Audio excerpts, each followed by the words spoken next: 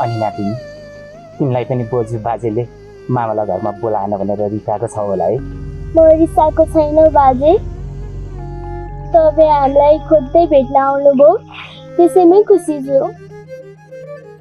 बाजे, मेरो बा र आमाको गल्ती छैन भनेर गाउँलेहरूलाई भनिदिनुहोस् न है।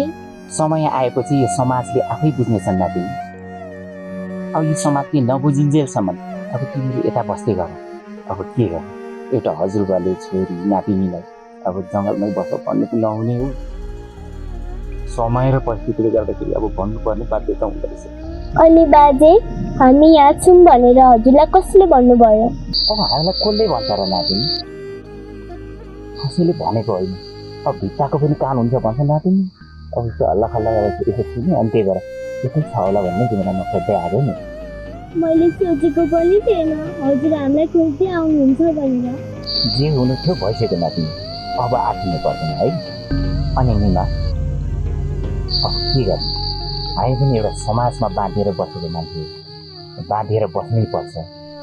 अब अस्ति तिमीलाई मैले गाली गरेँ, पिटे, पानी खनाएँ, त्यो सबै मेरो आफ्नैबाट गरेको होइन। यो त एउटा समाजलाई मुख टाल्नको लागि बाध्य गरेर गरेको थियो। त्यस्तो अन्यथा नदेऊ है। अब म हजुरकै छोरी हुँ, मलाई कुट्नुहोस् पिट्नुहोस् जेसुकै गर्नुहोस्, मलाई केही फरक पर्दैन। तर हाम्रो कुरा यो समाजले किन बुझ्दैन?